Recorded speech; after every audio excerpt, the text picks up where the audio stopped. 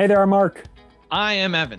And on this week's podcast episode, Evan, what do we talk about? We talk about a whole bunch of different things. It's a pretty good one. Evan challenges me to take off my shirt. Yes. He may have brought COVID to Ontario. What? What? We Okay. did say that. Or maybe Canada. Mark might have brought COVID to Canada. That never came up. That did come up. No, we talked about how you said that coming back from San Diego, you were talking about having COVID. No. That was something else. Mark wasn't even paying attention for the whole podcast.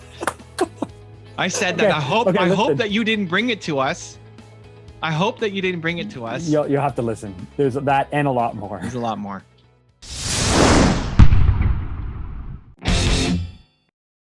Welcome to the Something Approved podcast. Mark's dancing. I don't know why why are we dancing? You can't see me because you can't see me dancing unless I feel great. I am so excited to be here and to talk to you. Okay, great. What are we talking about? Well, we won't waste time with any context because Evan says he does not like it. So we're going to get into the biggest thing that I've been trying to figure out lately through all the therapy and all of the stuff, which is moving so slow. My goodness. Are you still going? Yeah, because we're still not done the assessment process yet. We did a 2-hour assessment on Tuesday. 2-hour assessment on Tuesday? Which is illuminated a little bit, like some stuff I need to look into and research. How did you find this person anyway? Dr. Tess researched for me clinics, and then I researched the clinic, and then the clinic connected me with this therapist because of his deep experience with anxiety. Wow. Okay. So, did you look him up? Were there any reviews on this person? I didn't look up reviews. I mean, I read his bio, and then when I connected with him, I questioned him. I grilled him. Can you put his name in the chat? I don't want to dox him, but no, let's not get into that stuff. Why? I want to look it up. While you're talking and setting context. No. I'm not giving any context. I'm not doing that anymore. Here's what I want to talk to you about. So coming out of it was so interesting though, because coming out of this analysis, I mean, he asked all kinds of questions. I've never been through therapy before, but what was the best question he asked you that led to the most insightful thinking, at least? It was a section. So of course, I did this short version of an assessment, which depending on how I answered questions led to then a deeper version of the assessment. So they know where to focus, because I don't have any narcissistic issues or things like that. So they don't even ask those questions, but, they're focusing on the bipolar side of things, the manic and the depressive questions. They're focusing on alcohol and sleep and diet and medical conditions and past family history. And they ask you all these weird questions that are very specifically worded. Like, for example, over the past 3 months, has there been a 2-week period where at least every day you have felt down or depressed? And it's like, over 6 months, has there been a 2-week period where at least every day I felt? And I was like, no. Wow. So like you're like, you have to think through these questions and you have to be like, okay, no. And then they go, oh, okay, great. No. So you don't have depression. I was like, well, hold on. But there's lots of times where like for a 6-hour period, I get dreadfully depressed and then it goes away the next day. So they have to parse apart what fits and what doesn't fit. Right. But here's the thing. We're focused on the manic side of the questionnaire. Like, are there certain times where you have less sleep? Are there certain times where you have more energy? Are there times where you talk really fast? And then people don't know what you're talking about. Like, and I was like, oh, yeah. I'm doing it right now. And so he kept like, at the end, I was like, dude, this is the favorite part of me. Like, I love that version of Mark. I love the Mark who, because I don't really have these what do they call them? Ruinous activities, right? Like I'm not so manic that I only have 2 hours of sleep every night. And then I go out and spend all of my money. And like, it's not disruptive, I guess. Yeah. So I'm like, dude, man, I love this version of me. Like, I want to figure out how to be this version of me more often. Let's go. Because I love that version of Mark. And then we get into the depressive side of things. And what did he say about that? He just was like, okay. Like his job is to go through the assessment. Jesus Christ. Okay, keep going. Okay. And then we get into like, we focus on alcohol, we focus on diet, we focus on all these things. But we get to the, depressive side of things. And it's like, yeah, this is what it feels like. And I answered the questions, and it's like, I know when I'm really down, that it's tough and I'll be able to get through. And you're going to give me strategies and we're going to work on strategies to get through it. But I was like, yeah, I don't really like that side of me. But then I realized that side of me doesn't actually come out that often where I'm that hopeless or I'm that, I fight against it so much, or I fight the feeling of not being good enough. Like I fight against it so much. I put so much energy into fighting against it and not putting myself that I'm really there. What I realized is it's the neutral side of me that I'm most disappointed with, because when I'm up, I'm like a fire that's burning crazy hot, and then I just crash because I run out of energy. And when I'm down, I can actually forgive myself for that, because I can be forgiving to myself in those moments. I think it's the neutral side of me that's just so like mediocre and slow and overthinks. And that is out of this assessment. That was something that literally was like, oh, yeah, okay, there are these 3 different versions of me, and there's probably different versions of you, Evan, and everybody else. But there's a version of me I really like. There's a version of me that I'm disappointed in. And then there's a version of me that I could just forgive because, you need a moment or whatever to work through it. Okay. I like it. Okay. So I already, like assessment aside, we're going to figure out all these coping strategies, but I'm ready. I'm ready to figure out how to either make the neutral side of me way more badass or how to somehow become more manic.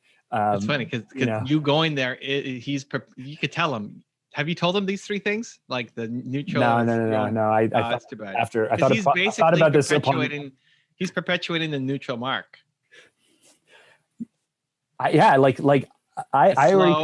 out of it going, oh, neutral mark isn't like, it's not like this is good, this is amazing, and this is bad. It's like this is amazing. This is still not that great. I want to be a lot better. And this, I can just give myself the day if I need it every month or whatever it is, or hopefully it's not, it does tend to be like a week or 2 sometimes in the fall or this or that. But if I know it, if I can plan for it, if I can forgive myself for it, then put that aside. What I want to know is how to play up here a lot more. My audio listeners, I'm playing up higher, or if I maybe should actually not even be focused on that. That's a gift. That's gravy. That's just a bonus day. What I really should be focused on is fixing the middle mark to make him better. Okay.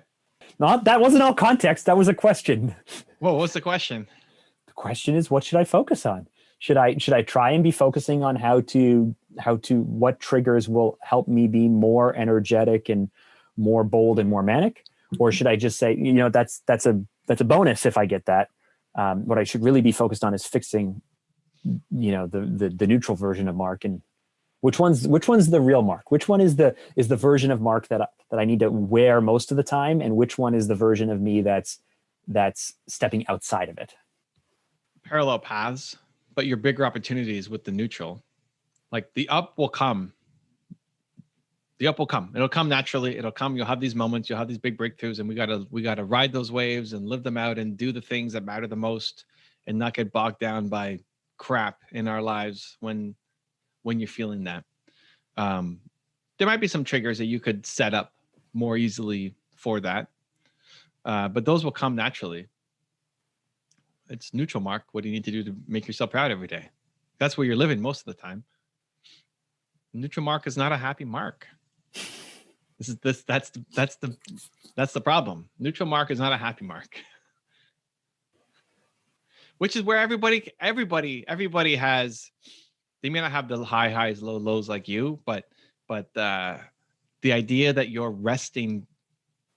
I want to say resting face, but it's not resting face. You're resting. Yeah, no, place. I understand what you mean. Like the true version of me, like the resting place, and then anything from that resting place is a departure. I would like it to be the manic version of Mark, because so far, other than me getting tired, by 3 or 4 p.m. because I'm just like wiped, I like that guy. But I think I don't know enough, but there's a biochemical something happening there that is I don't know if you can just manufacture. Maybe some Zen monk has figured it out how to. Well, I think there are yes, I think speed would be the drug that people used to use to get into that state. No. Well, sure, but I mean, I'm not. I don't think you need to go take speed. And I'm sure some Zen monk has figured out how to adjust your pineal gland to secrete something else. But until, unless you want to figure that out, it's how do you make the resting place, if you're there 85% of the time, how do you make resting spot better? That's where most people are. Most people are in a resting spot that they're not happy with. People don't love themselves. They're not proud of themselves. They just feel okay, feel mediocre. Even if they don't have big ambitions, they're still not sitting there happy with their life and what they're doing. So that's a big opportunity. If you find some hack to move extra 10% into, which I think you can, I think there are ways, but it's just not as big an opportunity as fixing the regular mark. Resting. It's so much more boring. Yeah. I love this. Evan is jumping on his trampoline. He confessed to me that he doesn't usually get to jump on it because he's on recordings and he can't be bouncing around. But well, I've also gone through 4 trampolines this year. This year? Yeah. Your foot goes right through it? I break the springs. And I tried bands. It's no good. I mean, they're not designed, I don't think. These ones, at least the ones I bought, aren't designed to be for someone who's 6 foot, whatever, 2 to stand on them all day, every day, jumping like forever. 8 to 10 hours a day, 20, 30,000 jumps. It's just like, that's not what most people do on a trampoline. So I got a new one that has double springs on it now. Yeah. So each spring is 2 springs. So you've gone through quality. 4 of them. So you're just buying them and then just chucking them in your little garbage bin down in the garage or whatever? Yeah, pretty much. Like it's either the spring breaks or the trampoline itself gets warped. It happens super quick. So yeah, I went more premium on this rebounder. But I couldn't because the more premium rebounders are taller. Oh, and then you have to readjust your desk and everything. So I actually moved up my desk. It's taller. I'm higher up normally than I used to be. Yeah. Yeah, I'm higher up. So yeah, we did that on the weekend just to support this new trampoline. So far, I'm like, I just do the worst thing possible. I stand in socked feet on a concrete floor. I mean, I have an area rug, but I do that all day long. That's good too. I just like I like the up and down. I like the up and down. Likes the bouncing. Anyway, so I thought you were going to really pick that apart and tear into it and keep going. And all I'd have to do is set you up. Nothing. I mean, that's nothing new compared to what we've been dealing with before. It's still it felt like a breakthrough to me. Oh, I think that's still the awareness is great.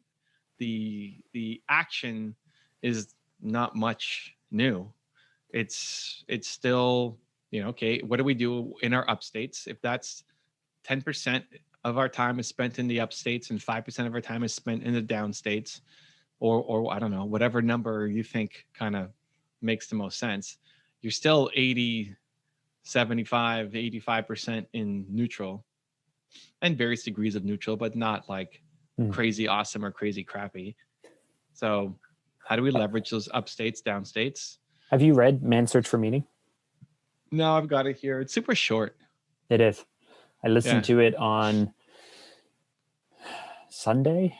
I think I started listening to it on Sunday and I got like 3/4 of the way through it. And then I just finished it off. What's the punchline? Well, first of all, it's a beautifully written book. Like the guy wrote it in 9 days, the first draft of it or whatever. It's just beautifully written. I'm going to listen to it a second time because it's just that good. But one thing, I mean, I in no way understand everything he's talking about. And don't hedge. What's the punchline? Jeez, you haven't said anything yet. That's a beautiful written book. In no way do I understand. I got to listen to it a second time. Anyway, I've just been trying to reframe things. I've been trying to reframe things a lot. So for example, with my son, my son is 11 and he really struggles to communicate what he wants to say. He might have kind of attention issues and he typically doesn't feel like he's actually articulating what he wants to say. And so people aren't listening to him. Okay. This really frustrates him. So it's a tension point with us because I'm kind of impatient. And anyway, So the other day he came into our bedroom and I looked at him. He's not even 11. He's 12. He's 12. He's in grade 7.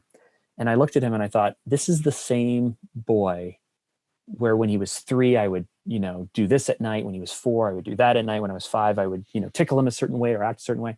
And I thought, he's just the same boy. He's still the same boy, even though now we've piled so much responsibility on him. So I thought to myself, well, what would I do if he was a 4-year-old or 5-year-old kid saying goodnight to me? And I did that. And he reacted like really positively to it. Like we had a really special moment just by me reframing, like, okay, let me remove the frustrations of 12-year-old version of him. And let me remember when he was this 4-year-old little kid who was, so cute and all of these things.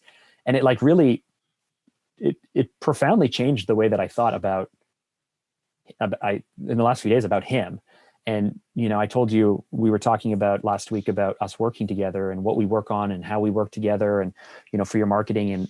And I told you how, like, I realized rather than this being another thing I have to do or an additional commitment that I've made, it's really like an invitation for us to build something amazing that in the big picture of life is the actual goal. And everything that I've been focused on right now is just distraction from the actual goal. And so that was a reframe. And so I used to say that I thought you were very, very good at reframing, negatives into positives and all of these things. But that book really inspired me to just say, like, how can I look at these frustration points in my life or these little things, and then figure out if there's a way that I can't look at it differently, so that way it's more profound or has more meaning to me. So reframing is the punchline? Yeah. I mean, the punchline of the book, I think, is that anyone who, it's anyone who has a purpose to live outside of themselves will be able to overcome any hardship. Okay. So it's still service. Yeah. Great. I agree. Is there anything you want to talk about, Evan? Well, but I think that becomes the part of the problem is you wake up and you feel like today doesn't matter, that you're not making anything today that actually matters. So neutral mark stays in mediocre, unhappy mark. So I was talking to, on the We Do Hard Things podcast earlier today, I had a really great conversation with Don Costa. And he said this thing that was really interesting, which is when people are busy hustling, the world will say you're hustling and that's amazing. But the hustle is actually the distraction from the real thing that you should be doing. So he said, like people are so busy focused on the pebbles or the little things and fixing them all that they're ignoring the really big obstacles or the really big opportunities or what have you. And I said, that's totally me. And that's totally true. But I'm just not willing to screw up enough of pebbles to focus, like the time it takes to shift from focusing on the pebbles to the big things. You have to be willing during that time to screw everything up along the way to make room for the focus to the big thing before it pays off. And I think that's where we run into a lot of trouble. I think it's moments in time. There's times to be super attention to detail, focused, birth something, be all in, be detail oriented. And then there's moments to be bigger picture. You want to play in both. What's wrong with you today, man? You're so like, you're not talkative, Evan. Like, did tired Evan show up or what? I know I'm great. I have movie makers this morning. Great. Yeah. Always fun with movie makers. Okay. I think I'm looking for the thing to, what are we helping with? I think the problem, I don't think the problem is pebbles. I think that for you, the problem is you wake up. It's like, hey, it doesn't matter what I'm making today. You don't connect it to the service. If you're saying, whether it's built to serve or managed to meeting or whatever, the problem is, or the opportunity is service. And one way to get around it is reframing negatives into positives. Awesome. It's a strategy, but still has to get through service. You just don't feel like, and everybody, most people wake up and don't feel like today is going to mean anything. You're not connecting what's on your to-do list to helping people. And so mediocre mark shows up. I don't think it's a pebbles big picture. I agree with Don and what he's saying. You have to be willing to let some of the small things drop to go for the big things, but that's not a purpose service conversation. There's a lot of people, you can just be doing pebbles all day long and be blissfully happy if you can connect it to service. So that's the opportunities. Like, what's on your list for the rest of today or tomorrow? But haven't we worked through this a whole bunch of times and it's still not fixed? Well, if you're saying that neutral mark, let's connect all the dots. If neutral mark, it's not that I wake up neutral, and it's not that I'm focused on pebbles, and it's not any of those things. It's that I haven't created the burning desire to make sure that no day or hour goes unwasted, and that we are always moving closer towards our goal. I've never felt like I have that. Like, that's the thing that, like, I can't, no matter how many times we talk about it, I don't have that. Tony Robbins doesn't have, nobody has that. Nobody has like the burning desire every single day that this second has to count. Nobody has. Okay. That. But if Manic Mark, if Up Mark knows with more clarity what that is and is willing to take more action. Manic Mark doesn't know that. Manic Mark, that's a biological, like, biochemistry, something happening. You're not, when you're in manic mode, you're not thinking service and like, man, this is going to help a lot of people. And no, I'm not. I'm thinking, oh, this is the thing. I'm so sure of it. And if we do this and this is great.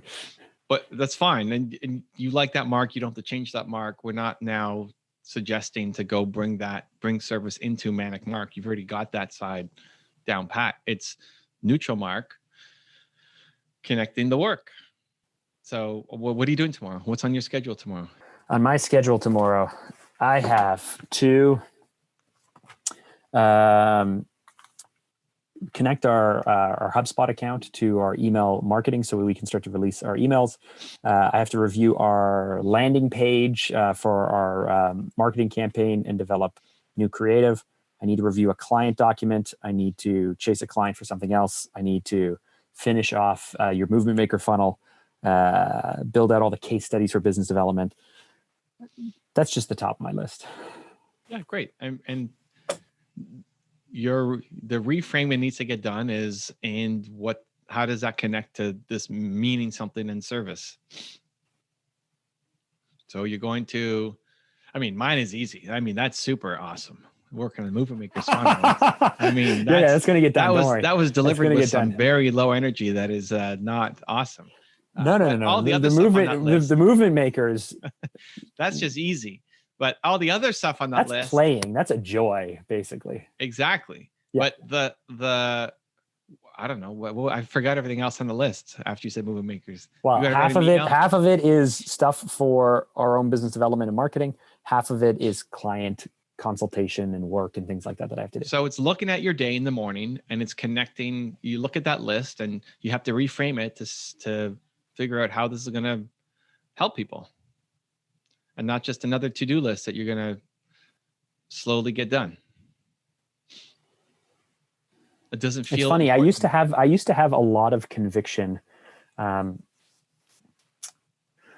in like 2010, 11, 12, I had a lot of conviction that what we were doing with Fanta and the way that we worked was principled and the right approach, and there was right and there was wrong, and we were doing it the right way, the best way.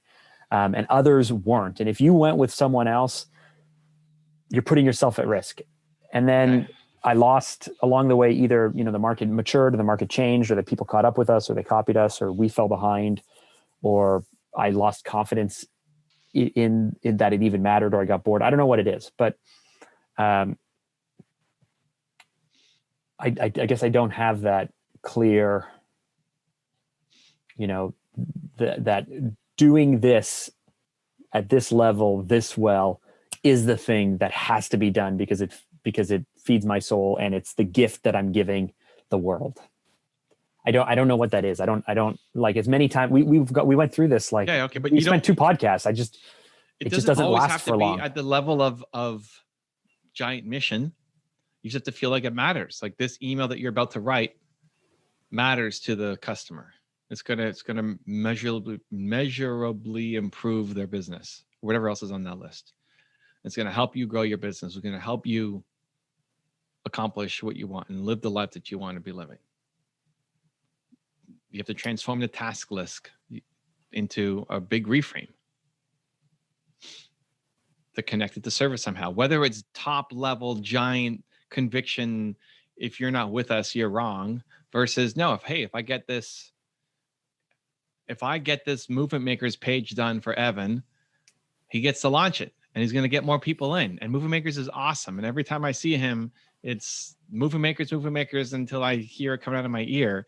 And I'm going to help him make something that's going to be better. And it's going to make an impact. It's going to make a difference. Is this hard for me? Because really at the end of the day, I'm just more self-centered or selfish than I actually play on. Like, am I just really a pretty self-centered person? No, you're just not. You just haven't practiced the muscles. You're not a self-centered person. I don't think that even exists. Okay. You haven't built the muscles. I think there are. I think so. We have a mutual friend, John, who I remember talked about John from our mastermind group. Okay. Yeah. From Alberta. Yeah. With you. I'm with you. Okay, great. So he talked about, and the reason why I'm being a little bit more vague is because it was a bit of a private conversation, but he talked about the fact that there are certain types of people where they take care of others by taking care of themselves. They go, for me to show up and give to others what they need, I need to make sure that I'm in a good place. And then there's the other type of person who takes care of others at the sacrifice of themselves. So he shared the story as like the plane is going down, the masks drop. You put the mask on yourself, so that way you have the oxygen you need to put the mask on your child or the baby. I think you ask any mother in the world, and they're going to throw the mask on their child before they even do themselves. But do you not think that is there anything to these two things? And it's not that people can't change. I'm not saying that, but maybe I'm just not comfortable putting myself first that much, that often, this or that, or maybe I'm actually saying the opposite. I don't know. Well, what am I saying here, Evan? What you're comfortable doing doesn't matter. What you've been trained to do, it doesn't matter. Okay. It's just whomever I want to be. So I need to decide who is it that I want to be, and then work towards living up to those expectations every day. Yeah. Like think about, and not just Mark, but everybody listening, watching, like who gave you the operating system that you're running on? Well, Evan. I mean, we're tweaking it. We're going in and like Evan is hacking. We're hacking. We're tearing things apart. We're digging deep. We're pulling out moldy drywall and rusted through piping and. Okay, so you've gone from a. I thought this was programming based language because you said an operating system. No, we're talking about renovating my heart and soul. Yeah. Well, that's it, because it's a fixer upper. If you think about, everybody's a fixer upper, and think about the system you run on, the belief systems that you have, they were given to you, right? You didn't wake up as a baby saying, I suck, right? I'm a terrible human. It's not what's in your mind as a baby. So they were planted. Great. So the people who, and now you're this way, the people who planted that, did they love their lives? Are they living their best self? Are they super happy when they look in the mirror? What's their neutral state? Is it loving, warm, kind, and awesome? Likely not. So you learn from them. Awesome. Now you spend the rest of your life trying to unlearn from them and be who you want to be. Everybody wants to serve, period. It's built into you. So you're not a selfish person. You've just been trained to act a certain way that is not serving you, and you have to untrain. And I've made progress, but it starts with the reframe. So I can do that. That's a good thing. Yeah, that I'm not a selfish person. That I want to serve. That I want to help, and to connect the work that I do to the people that I'm going to deliver for. And sometimes I might be big mission, and sometimes I might be just one little campaign, but that this work matters. Like if you can't connect it to we're doing it the right way, and if they're leaving us, then they're screwed, and it's just giant Fanta mission. Great. If you can't connect to that, then don't fake it, because then it's not gonna work. But if I create this Movement Makers landing page for Evan and it converts twice as well, those are people who are now going to be changed by working with Evan that wouldn't have been there before, and I'm pumped to do that. And you'll write better copy too. Like everything will be better. Whatever task, like this is your art. You're an artist, right? Everybody's an artist. Whenever you're I was doing a podcast today with a guy who represents indie talent. So we're diving deep into art and songwriting and all this stuff. He's like, and how do you know so much? It's like, because it's all the same thing. It's just art. I'm a singer, just I don't make songs. It's just you make raps though. Yeah, I didn't say that, but it's all the same thing. It's all the same thing. You don't create great art when you're feeling stressed out, and that it doesn't matter. So if your art is going to be your strategy, your copy, your thinking, so it's that apathy that, yeah, because you don't think it matters. That's the problem. And nobody's perfect, and don't judge yourself against like every second I have to be whatever. You're just moving. You're trying to move 1%. You're trying to move 50% mark to 51% mark. Because like, for example, with the We Do Hard Things podcast, the conversations I'm having, when I have the conversations and we finish a recording, I'm just like, that is like the most amazing, like, it's just like the most amazing thing ever. Like even last week, you spent about an hour and a half critiquing and working through how I ask questions and what I ask and giving me feedback to make me better. And I loved every second of it because I was just like, oh, this is so good. And yet when I hear someone's like, oh, I listen to podcasts, I'm like, I'm cringe. I'm like, oh, really? Okay. Like I feel like it's potentially the most meaningful work I'm doing right now, and yet, it still feels like a distraction, like a hobby, like do it, don't do it, does it matter, is it worth the investment? Like all of those things still, and it's not doubt. It's just, I don't know what it is. It's not as serious as doubt. It's just questioning. It's just questioning everything all the time. It's good to question things. Somebody asked me on my live stream 2 days ago, what would I do if I could only work 1 day a week instead of my normal schedule? What would I do? And it was somebody in my Movement Makers program, like a bunch of my Movement Maker people join in on my Twitter live or my YouTube live streams as well while I play games to further the conversation. And so I'd think about it, but I ask myself a version of that question all the time. Like, what's the best use of my time? It's a constant evaluation. I think it's good. But I said, hey, if I could only work 1 day a week, I'd be looking at what's bringing me the most impact. And I would focus a little bit on my team. And I would focus heavily on YouTube. I would not be playing League of Legends and streaming with you guys right now. I probably wouldn't even be doing Movement Makers. Like Movement Makers wouldn't be there. It's not the highest impact thing that I'm doing. That's if I could not work, if I was in bed and I only had energy to do 1 day a week, I wouldn't be doing Movement Makers and I wouldn't be doing live streams on gaming. I'd be doing mentoring my team and I'd be focused on my YouTube channels because I hit 300,000 to 400,000 people a day with just one channel. So it's a good exercise to go through. But there's a logical part of it of like what actually makes sense and will feed me. And then there's the fear part of it of, is this just a waste of time? It won't become anything. I'm not getting results fast enough. I don't see a path to monetization from it. Right? So 2 different conversations. Like Sandra emailed me earlier today, right? Because you're having some scheduling issues over the next 6 or 8 weeks or whatever. Oh my God, it's crazy. You said, okay, we're not going to be doing IG lives anymore. And I look forward to our IG lives on Friday afternoon. Oh, we're not doing IG lives? Why am I booked up? It's crazy. Yeah, my schedule just went nuts, dude. Listen, okay. I protected this. My schedule is bonkers. That's okay. Listen, but I don't know if I should judge myself for this or not. But when I got her email, I went, okay, cool. I didn't have a ping of regret. Like I like that half an hour. I like the questions. I like the challenge. I like how it helps everything. But I kind of feel like, oh man, like I should have fought for it harder. Like it's going to be hard for you and I to schedule this podcast for a few weeks. And I just went like, oh, we'll do it in the evening. Or like, I just assumed we would find a time anyway, because this isn't going anywhere.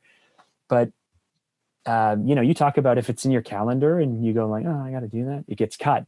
Yeah, so cut it. I feel no, but I feel like I should have fought for it more. No, don't judge yourself on it. If you're not fighting for it, like that's a sign. It's great. I mean, we did that as a bonus episode for the podcast. Yeah, and for you to get better in live Q&A sessions, which I got better at and then started getting worse at. Well, whatever. I mean, you could do your own if you want to. But yeah, if it's, those are great tests. Like when you go away on vacation and then you come back, what is still important to you? When you lose something and come back, what is still, we get hit with these shocks, right? We get hit with shocks to our system. We get hit with COVID, and we get hit with vacations, and we get hit with people in our family passing away, and we get hit with things like this, like a scheduling thing, which maybe I think we do lots of things out of convenience and out of just, it's in our calendar, so we do it. But maybe what once served us doesn't serve us anymore, or maybe never fully served us. And we just never, it's not that you've been thinking about leaving and you haven't done it. It's just, oh, you realize that actually wasn't even that important to me. Like, it was fun, right? It didn't suck, but it's just okay, right? So we get stuck in doing a lot of things that are just okay. I love my IG lives, right? Like, I schedule it in every day at 2:00. I had one today. Another Movement Makers member was awesome.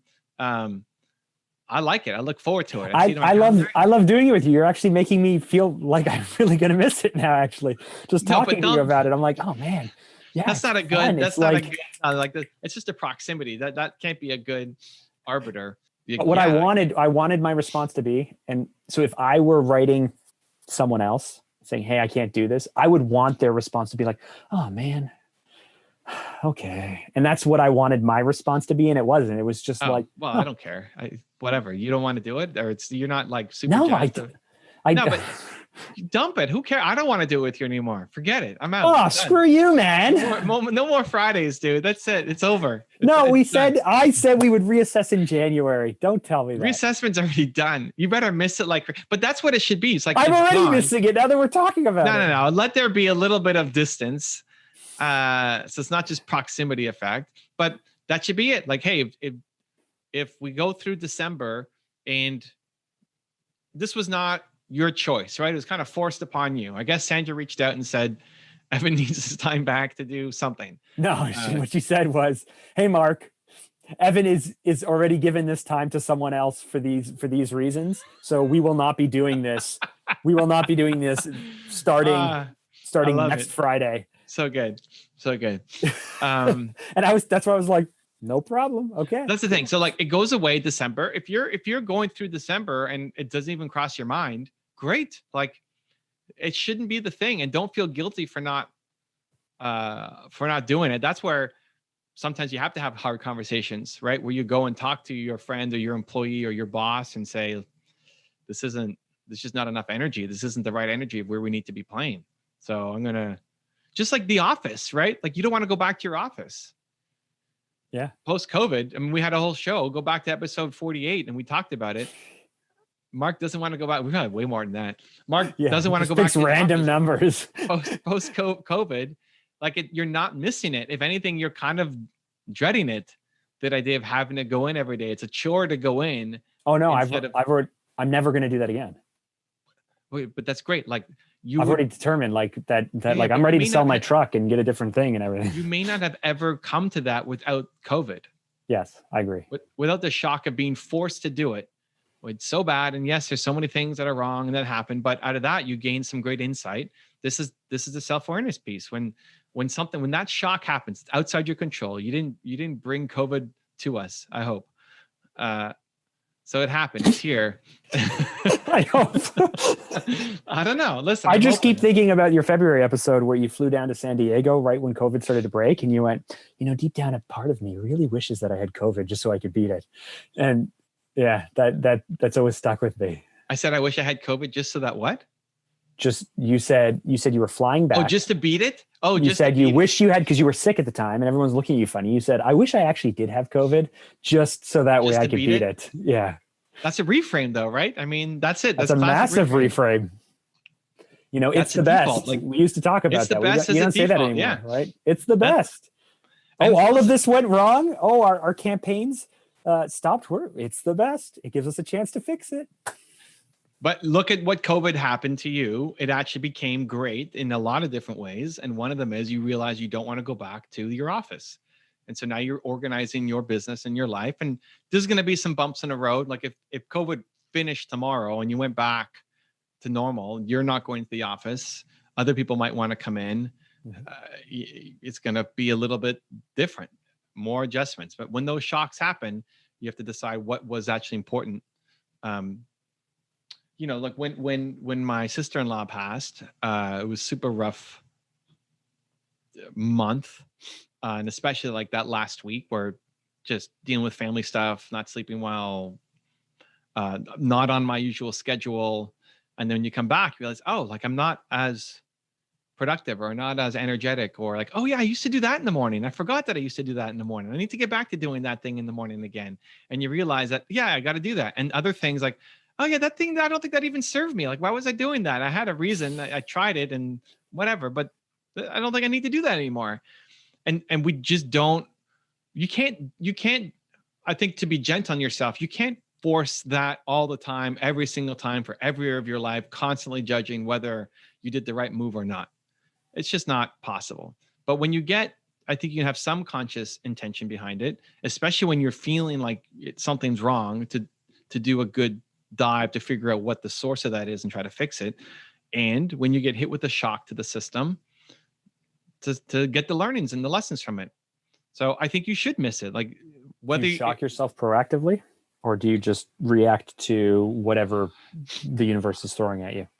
I think there's some things you can do. I think you can plan to go on a vacation every year or every 6 months or whatever. I think you can plan to, you know, like my videos shock me, right? I watch a video of somebody and then it forces me to think a different way. Like, oh yeah, crap, I didn't do that. So you can schedule some things in. I think it's super important to pay attention to your vibe and your feeling and why. So having, you know, if you do it through your journal, great. Like, oh, I'm only feeling like a 5 today. Why? Because of this. And oh, I didn't get my workout in this morning. Or oh, it was raining outside, so I didn't go. Like, what would happen if you went running in the rain? I love it so much. But like a lot of people don't. They just the other day. So our gym has continually cut back due to regulations. You know, it could have whatever it was. It could have only 21 people in there, and then it was like, oh, it could only have 11 people in there. Now it's down to 9, I think. And so they've made the classes short, really short. You know, like 45 minutes. And so I started adding half-an-hour runs in the afternoon to compensate for a little bit more cardio. And the other day I went out and it was so blistering cold. It was windy. It was cold. There was no one around. And I was like, I'm the best. I don't want to do this right now. I'm the best. It's the greatest thing ever. So like, why not? Like, try it, right? Maybe running in the cold or running in the rain becomes the best. Like my mornings, I used to go swimming every day. My pool's closed. I can't go swimming. So you just take a really long shower now, right? Well, that did two things. It gave me a workout, and it gave me the cold exposure. Because when I went in and when I got out, I take a cold shower. So I'm like shaking. You get in the morning, freezing, shaking, jump in the pool, and then the pool actually feels warm because I went outside yesterday. Last night I went outside real quick to take the dog out at like 9:30, and all I had on was shorts and a t-shirt. So bare feet, no socks, whatever. I was like, oh, I'm just going to take the dog out quick. So I go out on the lawn, which happened to be wet and frost covered. And I'm just standing there. I was like, you think you'd be colder? Okay. So I'm just standing there. I'm doing the dog news. And then suddenly the cold hit me. And I realized that it was the coldest I've ever been in my life. So great. So you learn from it, right? It's like, okay, so put flip-flops on next time. Or like, yeah, I'm gonna wear socks next time. I don't know.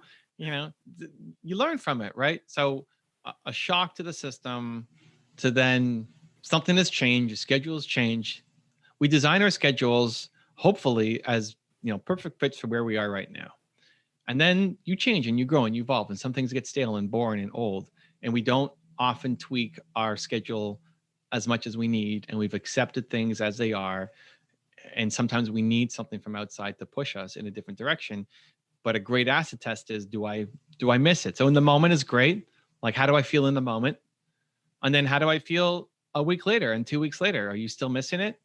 If you're going into December and we haven't done any 5-day shows and now you start to miss it, that's a sign that maybe we should do it again. If you're like, oh yeah, we used to do that on Fridays, right? Like, great, like move on. It doesn't matter. you'll find something else. And you probably should have jumped off 3 months ago, but it was in our schedules and it didn't suck. And we just both did it, but it can be replaced. That's why the enemy of great is good. Because it's good. If it was sucky, you'd change it. If it's good, it's good. Yeah, it's good. It's good. Yeah, we should just keep doing that. It's good. And that's where, mediocre Mark lives. I do live in the land of good. That's what I'm saying. And not extraordinary and just willing to settle. I often think of your voice in my head saying, Mark, you got to raise your standards, man. Mark, raise your standards. And then I look around at all the work raising my standards entails and I go, I don't know if I have the because you're making it too big. It's just, whatever. No, you're making it too big. You just pick one thing. Like raising your standards starts one small decision at a time. Can I ask you this question that I've been rolling around in my head? I haven't asked anyone it yet, but why did we wait 45 minutes to get to the question? No, this is a question that I've been rolling around in my head for a few weeks now. Okay, keep going. The podcast doesn't get everything, whether it's baked or fully baked or not. Let's go. Come on. So I think of myself as kind of a rule follower. Like I like the rules, but the rules aren't just like the rules. There's also social norms. And the more entrepreneurs that I interview and speak to, the more I come to realize that a lot of them hate the rules. Like a lot of them become entrepreneurs because they want to set new rules. They want to set a new game. They want to play their own way or whatever it is. Do you think being a rule follower is something that I need to like me being much more comfortable breaking the rules and knowing which rules to break is without kind of moral slippery slope? Do you think that's something that I should be focusing and working on? I think you have to question if the rule is serving you. I think all these guys who say they're rule breakers, I think they follow all sorts of rules all day long because it serves them. Where if all these guys who might have struggle learning, if they're being taught and they're learning, they could be the greatest student, they could be the greatest follower of all time. But it's when it starts to not serve them anymore that they can't handle it and they jump ship and go do something else. Even if ultimately maybe it doesn't serve them because they could have gotten further inside the system and trying to create a new system. So it's understanding what rules, social or otherwise, are they serving you or not? Like here's an example. Like my and I don't know why this came to mind, but when I was really young, I went with my stepbrother to buy a VCR. He went to 3 different stores in the mall. He checked out the price of each one, and then he went back to the one he wanted. And then he said, hey, these other people down here are selling these VCRs for this price. If you'll match it, I'll buy it off you. And what else can you do for me? And I think there's certain cultures where negotiating is like totally something that's done. And then there's others where, like, to me, I remember being shocked. I was like, but the price tag says but that's what the price tag says. The price tag says, this is what this costs. What are you doing? Right. And he's just like, yeah, but you can always negotiate anything, right? Like they're not offended if I say that I want to negotiate something, and if they're willing to do it, great. And if they're not, then I go somewhere else. But it feels so like, oh, I should really do that. And that is really smart. And yet at the same time, it feels like, oh, I'm breaking the rules. And that's not what we do. Like that type of thing. You're wearing a shirt right now. Yes. It's a social norm when you've got a camera on and you're filming content. So you're telling me that right now I should rip my shirt off? Is that what? No, I'm saying there's lots of rules. Okay, listeners, I'm ripping my shirt off right now. He's lying. There's lots of norms and rules that we follow for our own health and safety too. It's picking the right ones. Like, does it serve you?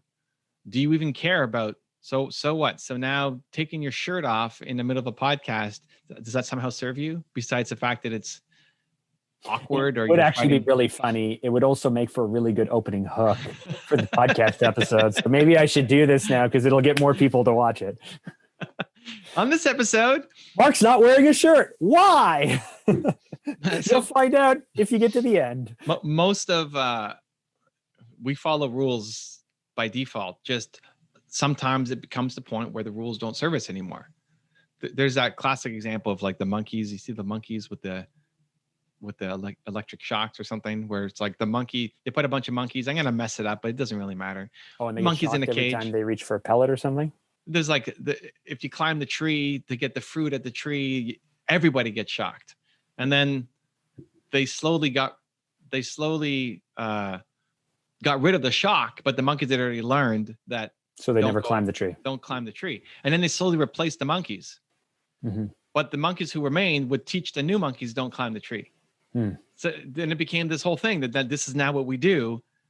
But there's no shock anymore. This is from like 2 generations ago that right. There's still no shock. What are we doing this? I want the fruit. It's up there. I should get it. Right? So those kind of rules, yeah. So does it serve you? Is it helping you? Is this the rule that you want to stake your put your flag in the ground and say, I need to go fight this rule? Because there's tons of rules that you can potentially break every day. Most of them won't serve you. Driving backwards on the wrong side of the road probably is not going to serve you. But yeah, you broke the rule. Congratulations. Right? So which are the ones that are holding you back, preventing you from doing the thing that you want to do? And when you catch it, then you go break it. But I don't think it's necessarily a great idea to just say, hey, I'm just going to try to break every single rule. No, I know that. I just mean that if you're likely to be a rule follower, is that something that you should focus on and break when it serves you better? And the reason I say it that way is I think that there's lots of us who were raised to be kind of like, be a good boy, be a good girl, follow this and do that and this and that. And then you see others who are entrepreneurs or business owners or people who are just moving really, really quickly. And we look at them and we marvel at what they're able to do and what they're able to accomplish. But I think they're just playing